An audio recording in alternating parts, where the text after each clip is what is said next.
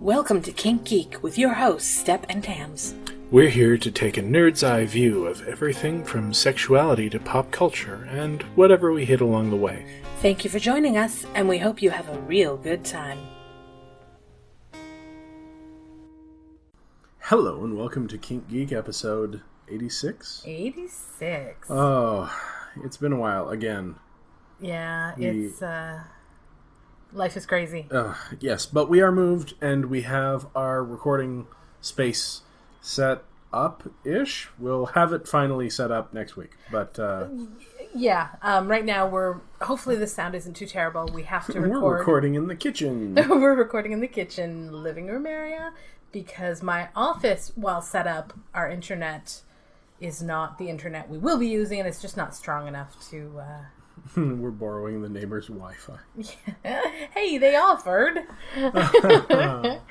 So let's talk a little bit about how things have been and what's been going on. How have things been, Tams? How's your back?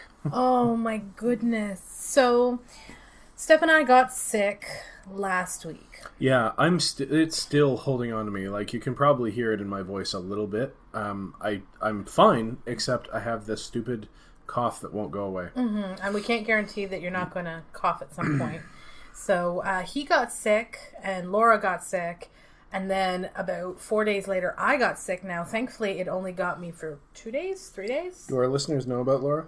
Yeah, we've talked about our magic friend because we, go to the other podcast and do the magic stuff. Right, the other podcast. Right. Which you should also listen to. Mm-hmm. So, you got kicked. Oh. Hard, yeah. Yeah. You actually took time off work, which you never ever do. It's true. And I was down for 1 day. And the worst day for me was Sunday. And that was the day we moved. Yeah. So I made myself get out of bed anyway and buckle down. And I'm really glad I did. Because when you're moving and working, you kind of forget a little bit. That's the other thing I should mention. Salem is very unhappy because we've removed him from his friends. He's all alone. He's an only child again, my poor little prince.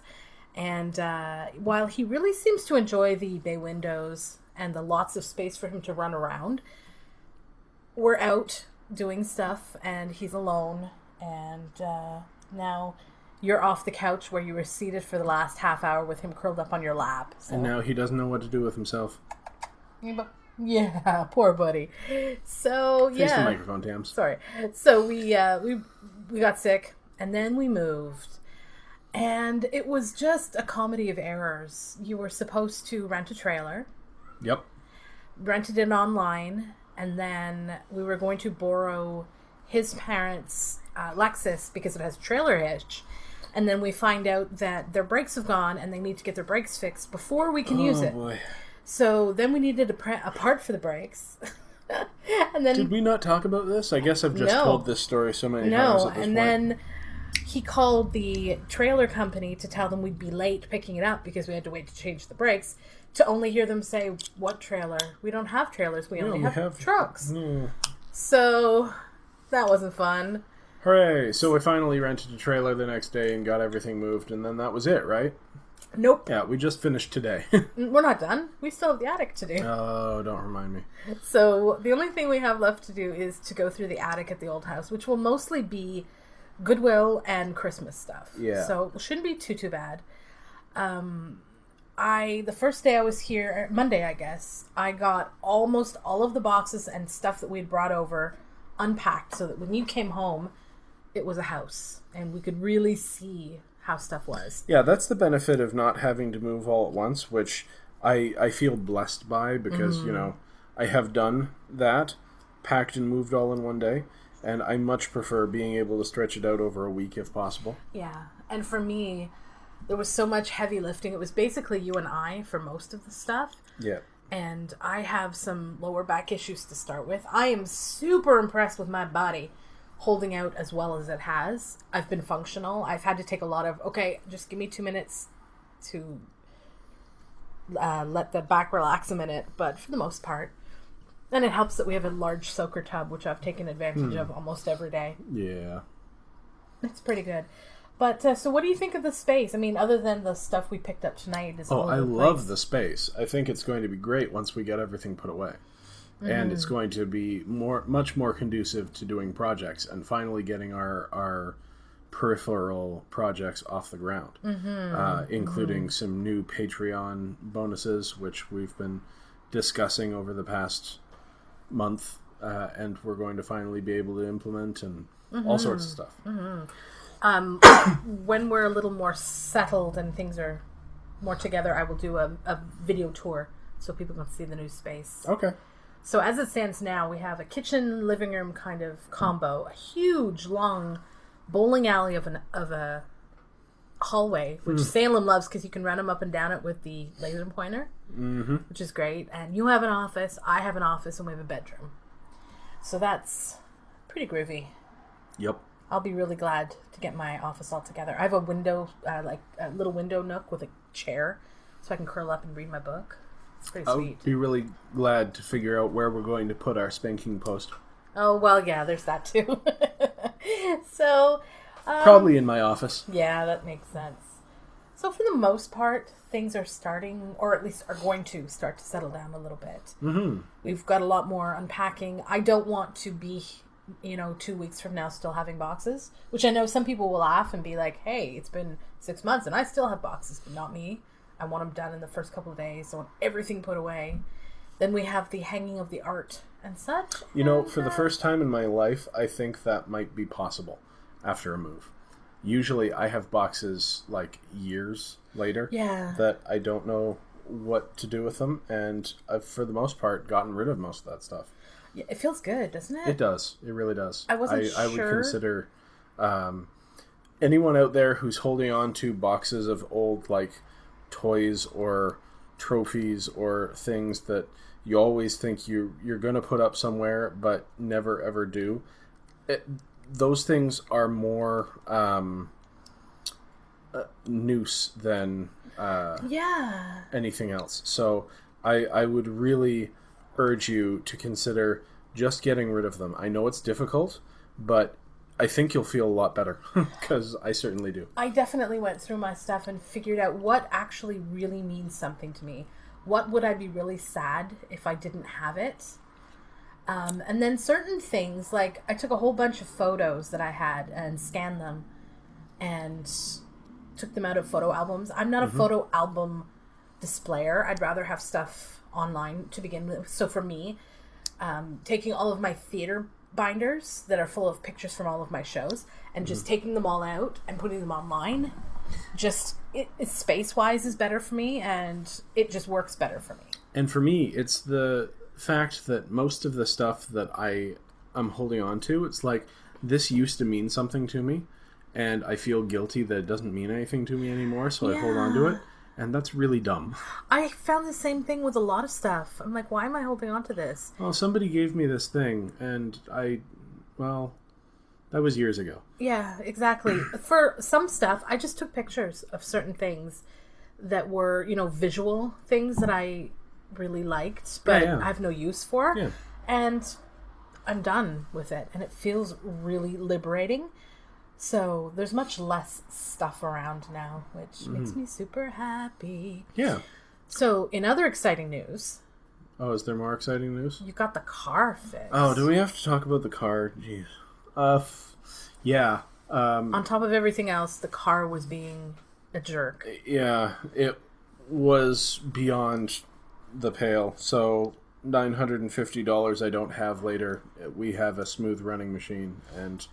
It's so good. Yeah. It had gotten to the point that I didn't feel comfortable with the brakes. They were scary. And, we couldn't go up for Thanksgiving in it because couldn't see my family because it's just not safe. It was a drive to work and back kind of thing. So, finally got that taken care of. So, life is looking up. For us. I guess. Yeah. Now, Salem, as we mentioned... He is a very sad, furry little beast. Where is he now? Oh, he's curled up.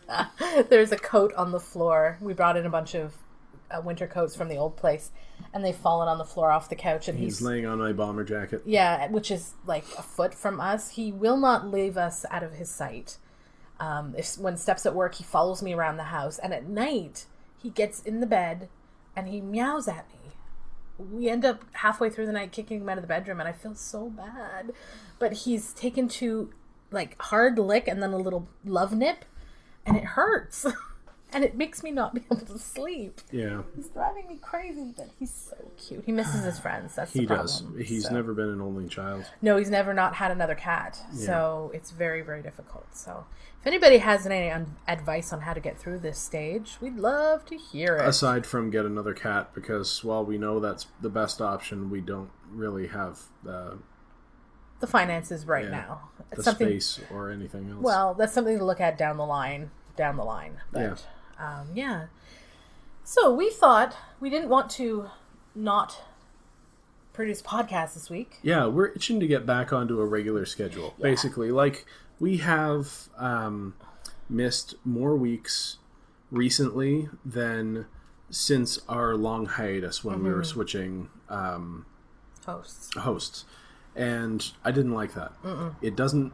It's not fair to our listeners. It's not fair to our patrons, and we wanted to get back into the swing of things. Even though it's kind of a rickshaw production tonight. So I thought that we would broach a subject that we touched a little bit on stress a few weeks ago, or a few episodes ago. But it was mostly talking about how BDSM can help you get through stressful times. I was thinking about it the other day as, we both collapse into bed absolutely exhausted.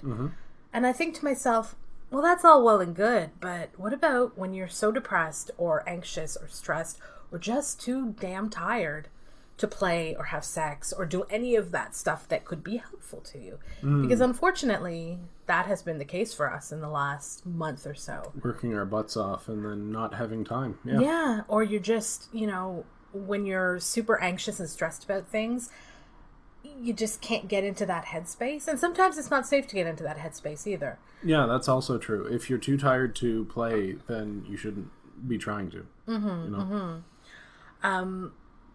So we thought we'd talk a little bit about that. One of the problems with this kind of thing happening is it's really easy to start to feel like there's something wrong in your relationship. Even though it has nothing to do with a change in the relationship or a lack of desire, it's simply because, we're completely moving our life and we're trying to get everything figured out. But it's really easy to assume that there's something you're doing wrong. Yeah. And I have fallen prey to that many, many times in the past. So, it's hard. And also, when you're very stressed, highly anxious, there's that feeling, I'm sure everyone's felt it before, that kind of you're walking on a wire, and it's really easy to be triggered to, get really angry for not the reason that is presented, or just start crying, or just to take things out on each other, because, you're cranky and tired and exhausted, and things need to get done. And just overstimulated, yeah. And honestly, it's not that different from, what's it called? Frenzy, when you've been without play for a long time, and then you are just itching, you're antsy. Sometimes the same sort of feelings come about from not having... not being in a good headspace. I've found that very difficult. And if we're being completely honest, there are times when darn well that whatever you are snipping at your partner about has very little to do with the conversation. Yeah. And there are times when you just don't care, because... Everybody does it. Yeah. And it's hard because, I'm not really angry at this. I'm just tired. But it's making me feel, it's that getting things out of your system. Or I'm not really angry at them, I'm just edgy and need an outlet. Yeah. Yeah, so what do you do? It's hard. It's probably one of the more difficult things to try to navigate through, because sometimes when you're in that situation, the first thing you need to do is to communicate, and sometimes that's the last thing you want to do, is to talk. Yeah. And if... you're in a space where both of you or the whole group are in that mindset, they might not want to hear it either. You know, like it's very difficult when one or more partners are in this mindset, because it's all the harder to get that that connection. And that's when it's really, really important to do it. Yeah, it's important to sit down, to try to figure out where it's coming from, be it, you know, a specific thing, or sometimes it's just a very nebulous, I'm just tired of having this level of stress and having no outlet or fixing of it. Or maybe you're scared for no clear reason that you can understand, you know? And it's the time that you... I mean, I think the best advice is just dragging up and do it. Personal little sidestep here. Today, I've been having I had a really hard day. Yeah. It was incredibly anxious feeling. I felt blue. I felt lethargic, but I also felt like I was sitting on pins and needles. And I didn't want to tell you that because I don't want to, add to your stress. But part of the reason I'm feeling anxious has to do with your mom helping me out with some stuff, which is absolutely appreciated, and it's coming from a genuine place of care. But when my mom does stuff like that, it's all or nothing, and she doesn't have a filter. Yeah, and it's very much a pound. Just believe me, I know. Yeah, but you know, it's hard to say, especially when some of the stuff she's saying is absolutely valid. Yep.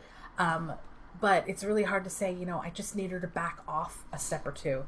But I did. I messaged you and I said, you know, I'm having a hard day on top of everything else. Like, we haven't had a lot of sleep in the last few days for pain reasons, heat and cold fluctuations in the apartment. Yeah, we haven't gotten used to the windows and vents in this place. And mostly because of Sir Fluffy Butt over there keeping us up at night. But all of that compounds to make for a really hard day. And my back hurt so much I couldn't do as much as I wanted to get done. And that is one of the biggest frustrations for me. But I told you. Now, it was easier because, and this is something that you might think about, it was easier to talk to you about it sending you a text or, you know, a G-Talk message, because I was able to write out backspace. No, that's not quite how I mean it to say. And then, you know, read it out loud, make sure it's sounding like what I want it to sound like before sending it to you. Yeah, we're at a great place in with different avenues of communication that we have in this society we're in, where you can send a text message. You don't have to sit down and write a letter, you know, and put in an envelope or fold it and whatever. Like, that used to be the advice, is to write it down in a letter. Well, you can send an email now. It's that easy. And it really does help. It does. Now, the only little advisory, you know, little asterisk we'll put here is, remember that inflection is not something that you can read in a text message. And that's why, in the past, the rules for written communications have been different from spoken communication. You know, like, I'm a bit of a nerd about this stuff, but there really are reasons that grammar and structure of sentences are important, you know? For me, I find that reading things back to myself out loud helps a lot. Yeah. And then looking at it from how could they interpret this versus how do I mean for it to be interpreted. You got to be careful with that, though, because if you spend more time worrying about the way you have formulated your message, then it'll take them to read it, then you're just causing yourself more stress. Absolutely. But I think taking a quick pass through things of weight. Yeah. That you feel are important to be clear about. It doesn't hurt to make a quick pass. So communication, always the first thing. You'll get sick of us saying that one day, but it's true. The other thing that I did want to mention is check the concrete things that you should be doing during these times when you're in a situation where you're depressed or stressed or anxious or whatever, are you getting enough sleep? It's so, you cannot function without your body and your brain getting rest. And it's hard if you have trouble sleeping. Like I am terrible with sleeping, so that's something to check. And this is another one that's hard for me, is eating body fueling foods. It's really easy to want sugar and quick mood fixes. Yeah. But that'll burn you out in the long run. Yeah, but are you getting some vegetables? Are you getting some good protein? And it's not, we're not sitting here advocating like some sort of fancy diet. No. It's just, a lot of people never eat proper meals. Like, it's very easy to eat only fast food or only a lot of starches in our society.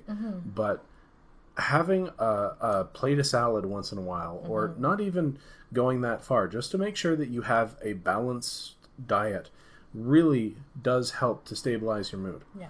A lot of people don't understand that because they never experience it. You know? And for me, when I'm depressed, or when I'm having, now, you and I both were diagnosed with clinical depression. Yes. And there is a different thing, and we're not making light of things, but no, there's a difference between, there's those things on Facebook that you always see, like, a balanced diet and a walk in the woods will just solve your depression. And no, that's not the case. Anyone who tries to share those things, I'm immediately suspicious of and don't trust anymore. You know, it's like they should know better. But on the other hand, they do help, and these things do affect your mood and your body chemistry. Yeah, and we're also talking more about those times, those points in your life, a move, a breakup, a loss of a job. The great stressors in life. Yeah. So that's kind of what we're talking about. And I know for me, when I am under extreme pressure, stress, anxiety, what I want is comfort food, and lots of it. I want to eat starch, sugar, all of the sugar, ice cream, chocolate. Oh yeah, all of that stuff. So I really need to check myself, and it's a balance, because I need to be okay with, having a hot fudge sundae. Yep. And feeding that part of my brain, but also deciding last night to do, sugar snap peas and lean meat for dinner. When it can't really become an all the time thing. Yeah. Is the point. Like, it's one of those things where if it becomes an all the time thing, sugar does something to your brain chemistry, even if you're not sugar sensitive like we are. We are, yeah. Where it'll immediately release a burst of energy, but that will burn up and you'll end up feeling more tired. It's like it's like if you drink too much coffee like I do, and you'll end up in this place where your adrenaline can't cope with the amount of stimulants in your system. Yeah, and I think we've talked about sugar and new research and the effects of sugar on the body before on the podcast, and we've talked about some different documentaries and scientific sources to check out. But yeah, too much, as much as it feels really good at the moment, you really need to make sure you're getting other stuff your body needs. The really telling part for me is when I end up binging for like days. I'll have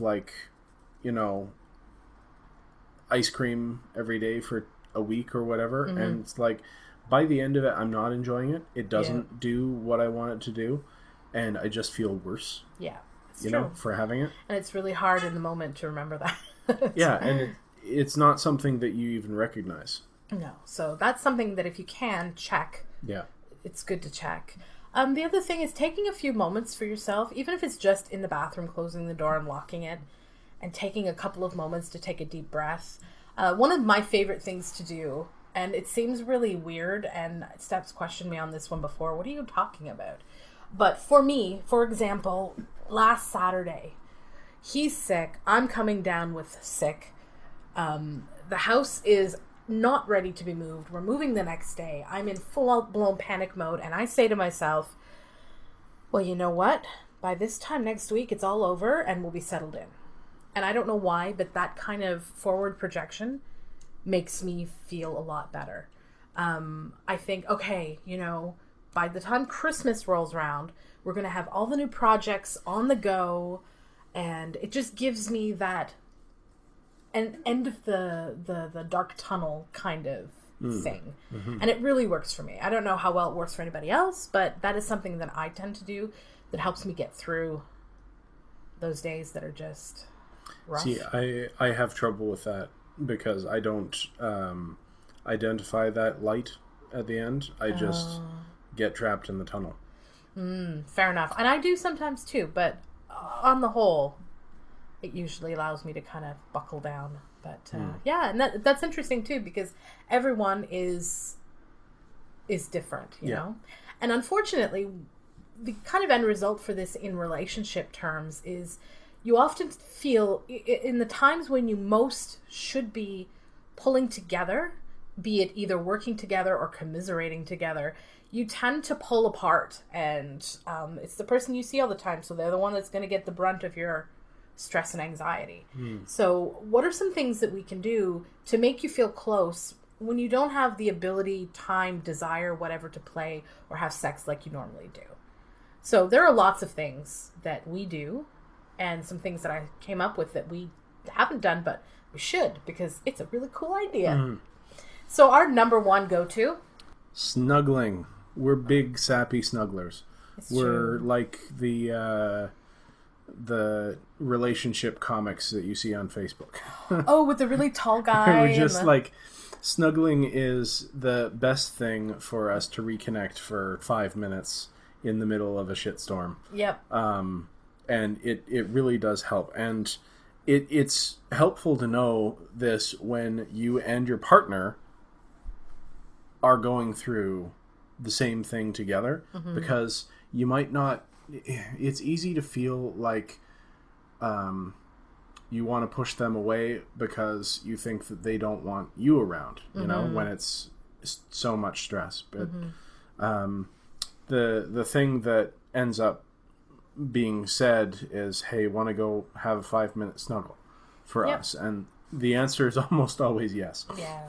And it's a great time to just take a deep breath and let your body relax. Yeah. And, listen to each other's heartbeat. And it always winds up being a 3-creature snuggle, because Salem's like, oh boy, you guys are lying on the bed. Yep. Now I can climb on you. Yep.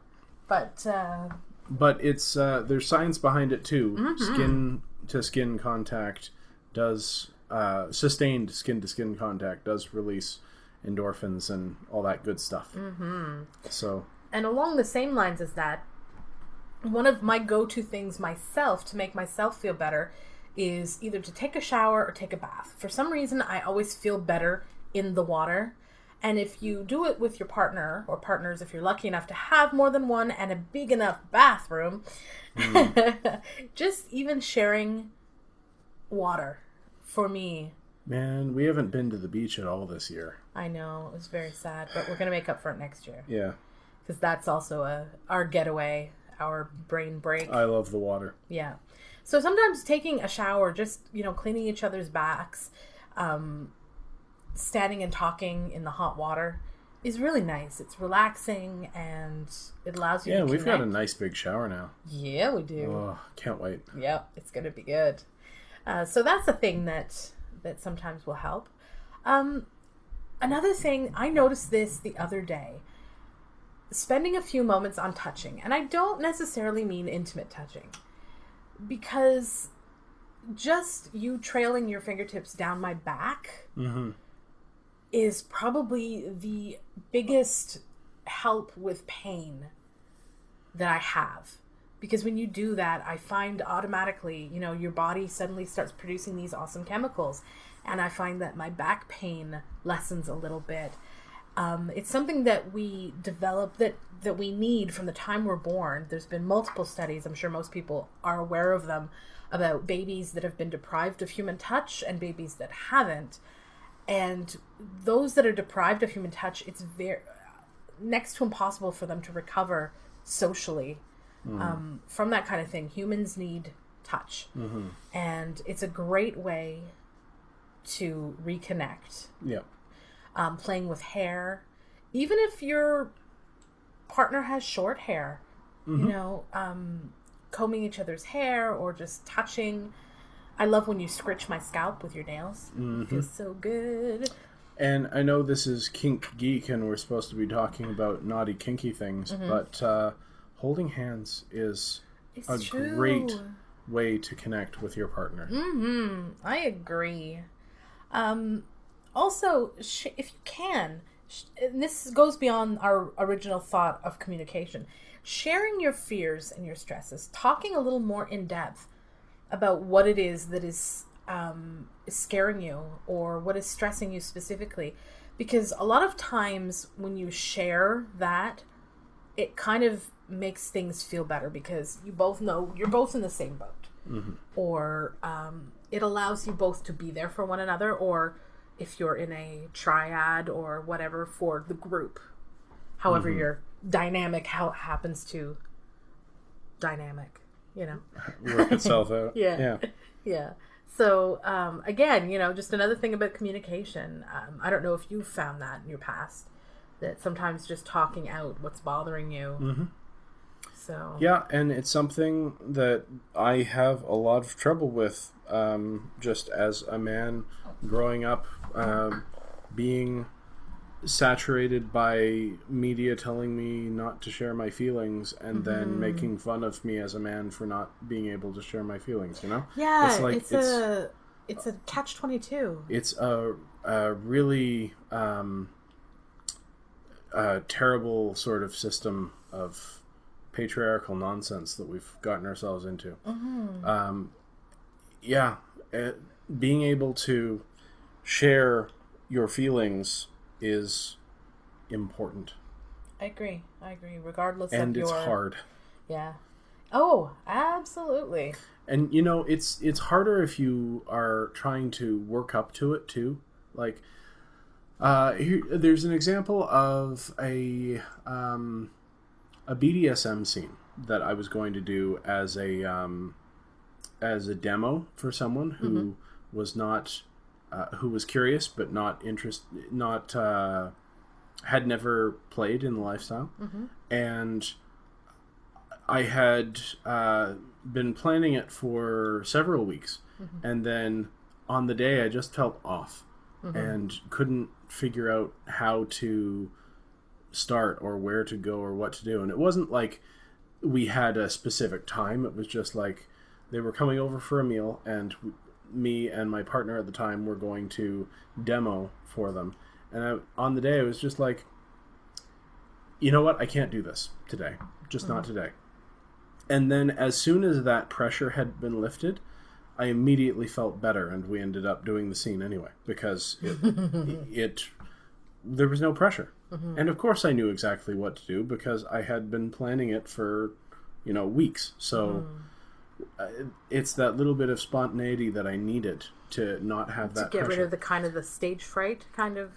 And sharing your feelings can be the same way because it's like, especially, I don't know what the female perspective is on this, but as a man, hearing that we never share our feelings, or we shouldn't share our feelings, or we should share our feelings with our partners because it means we're more sensitive or whatever, you get into this headspace where you're catch-22, like you said. You're damned if you do, you're damned if you don't. And so working up to it is gets you into that headspace. And if you let that all go, it might be easier to just come out and say it. I've been feeling a lot of stress lately. And start off with that and then just go from there. Yeah. That's a whole other podcast, I think, because I don't know that we've talked a whole lot about gender roles in society and how difficult. I don't know, because I don't know how universal those things really are. Worth looking into for sure. Yeah.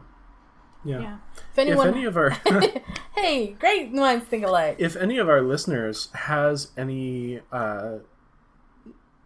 stories about how they have dealt with gender role issues in the past or expectations in the media, or brought on to them by the media, let us know, because that's a subject that we're probably going to tackle at some point. Absolutely. So one of the other thoughts that I had, something that can help, perhaps, this is something we haven't done, but I think would be really a cool idea, is to make plans foreseen for when you are through this issue that you're having right now. Oh, you think I haven't done that? Oh, well, we haven't talked about it. And this is something else. You don't necessarily have to talk about this with your partner. No. You can. You can absolutely make plans together for a scene that you'd like to do, or maybe somewhere that you'd like to go, or something. But you can also think in your own head about what it is that you want, and maybe when you maybe that'll help you be spontaneous. Yeah. So yeah, I don't know if I was specific enough, or if that was very vague. No. I get what you're saying. Sometimes But to it's our just listeners. sometimes it's just the act of being free and kind of daydreaming about the things that you can do, or even just making concrete plans, because then you know. It's like the whole, we're going to open this bank account for the trip that we're taking, and we're going to put $5 in it, and suddenly it becomes much more. It's now an actual goal instead of just a nebulous daydream. So sitting down and maybe with a pencil and paper and saying, hey, here's this thing we've always wanted to try. How about, next month let's pick a Saturday and block in that it's our time, and we are going to do one of the things that we kind of come up with. And we've talked about putting that time aside before. And again, I want to just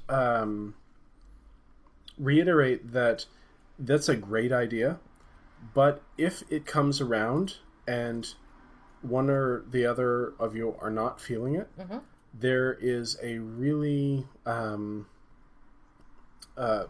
good chance that somebody's going to be disappointed.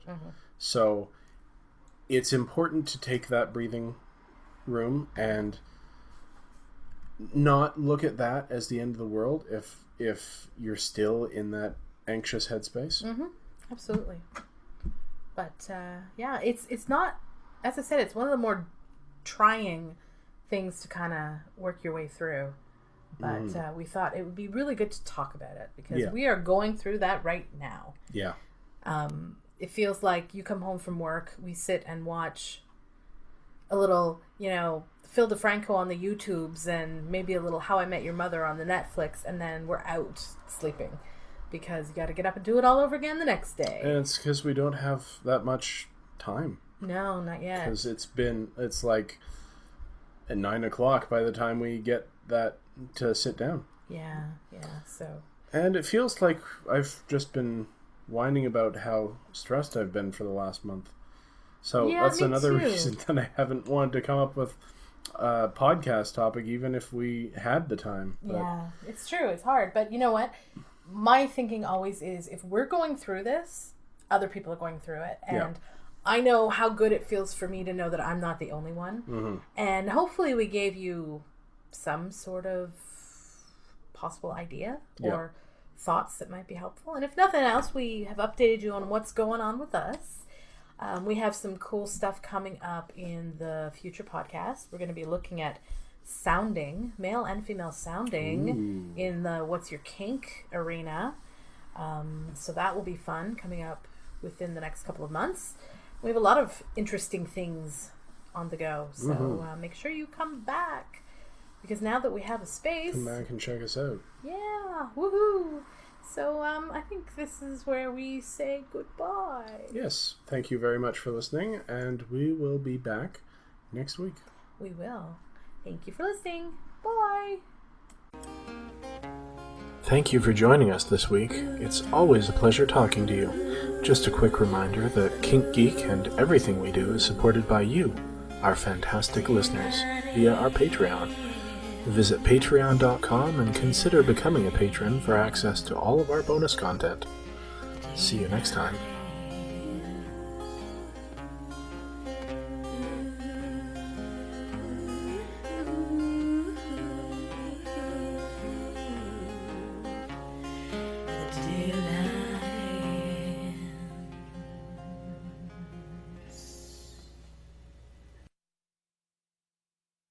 Okay, so I wanted to talk a little bit about behavior that has been bothering me in the news recently and for a long time. Mm-hmm. And this is brought up specifically, like, recently, because of the whole Weinstein debacle. Mm-hmm.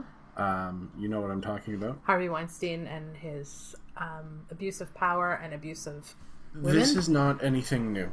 And there was a couple of years ago, we were on the other end of the Jian Ghomeshi thing, simply because I don't think people should be fired until they're... That's a whole different conversation. Mm-hmm. But there is a despicable tendency toward male abuse of power in these, especially it seems like media positions, but maybe that's all we hear about, you know? And while you do get women abusing power in that way, it's nowhere near as systemic as it seems to be for men in power. Mm-hmm. Do you have any concerns or comments? No, but I have personal experience with it. Yeah? Yeah, when I was 19, my girlfriend and I went on this whole thing where we decided to get acting agents, and just picked up the telephone book, went through, called a bunch of places, set up interviews, and went in. We hit a few places that they just basically want your money. We hit a couple places that were excellent, and they were reputable, and they wanted no money, they wanted decent headshots, and they seemed like decent people. Mm-hmm. And then we hit one place where one of the first things out of the fellow's mouth was, I also do body double work, which in and of itself is not a problem. It's legitimate work. Mm-hmm. And 19-year-old me, though, even then was like, we're talking about commercials and TV shows, and he suddenly brings up body doubling. And then he talks about how he has connections in, tasteful nude modeling. Mm-hmm. And my girlfriend, who was a tiny little slip of a thing, very much... She's not tall, but very much that kind of model-y kind of look. I was not. I was an athletic sort. And I was large busted, but I had no... I knew darn well that I was not going to, be on the cover of Playboy, say. So any nude modeling work he wanted to get me was very suspect, but he...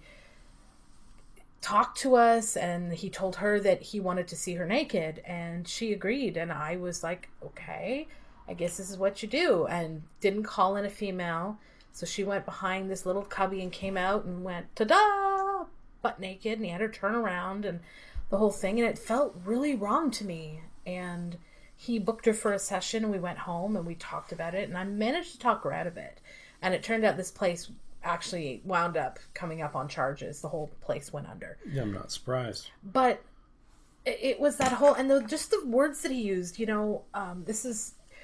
I have the power to get you where you want to go. Don't you want it badly enough? It's the casting couch scenario. Yeah. And it soured me a little bit on things because I was very young. I thought I was very mature. But I wasn't. But yeah, it's a very scary thing. And as a female, you feel very vulnerable. This is a man, he would have been a little older than my father at the time. Mm-hmm. And his big thing was, this is my ring. See, I'm married. I don't want to see you naked because you're naked. I have a wife. So you don't need to worry about that. I'm a father. And it's just so smarmy. It is. And that's kind of what I just wanted to talk about. I didn't want to get into a huge thing, but there's a reason that it seems to be always men in this position in these stories. Mm-hmm. Because when women abuse power in that way, or sexually abuse men or other women, it tends to be in a much more aggressive and less passive kind of casual environment. Like, it's just what these guys are used to. And that's got to stop. So I have a message for any of our listeners out there who have ever thought about abusing their power in this way. These are fun scenarios for BDSM play. There are absolutely outlets in a consensual BDSM scenario for this sort of role play, but that has nothing to do with real life non-consensual situations, and there's no excuse for it. No. There is absolutely no excuse for that sort of giving into that sort of power rush, you know? And it's hard as a female because I wouldn't have said anything about it because I wouldn't have thought anybody would believe me. They'd think I was just being a silly girl. That's the way things work. That's why it's really nice to see both in the Weinstein case and the one we saw yesterday, the Cinema Sins fellow who also has been accused of a multitude of these sorts of infractions and horrible, horrible things. To see women finding, and again, it's not always going to be women. There are going to be men who are put in this situation, by other men, by other women, but anybody. And it's nice to see, though, these victims coming forward and being believed and having the support of the community. It's just taken too long. And that's another thing that sort of, it always makes me anxious when I hear something like this, because I have been accused falsely for nowhere near as bad a charge, but like there have been women who've said, oh yeah, he's a slime ball because he did this, and they were just lying through their teeth.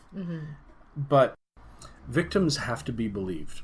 People have to be given the benefit of the doubt. There's no reason that they would just say these things until there's an investigation, you know? At the same time, I think people shouldn't be vilified or demonized for something that, in my opinion, there is no way that someone who wasn't mentally disturbed would do this to another human being. So, yes, they might be scum, but there's also... I'm always of the opinion that any criminal activity can be put down to some sort of mental instability. I'm much more in the line of rehabilitation rather than punishment for anything, you know, any infraction. You're a kind, gentle soul. I know, you hate to see a waste of life. Yeah. It's also a conversation that I tend to not be on the popular side of. But I just want to... And I've actually come at this from the place of knowing what it's like to want that sort of interaction.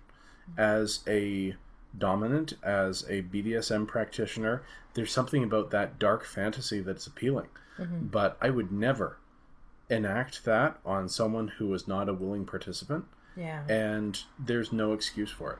So I just wanted to put that out there from me specifically, but us at Kink Geek, if you Well, we want to talk a little bit more about what's in the news and what's going on, so this is a good place to start. So, Anyway. All right, thanks for humoring me.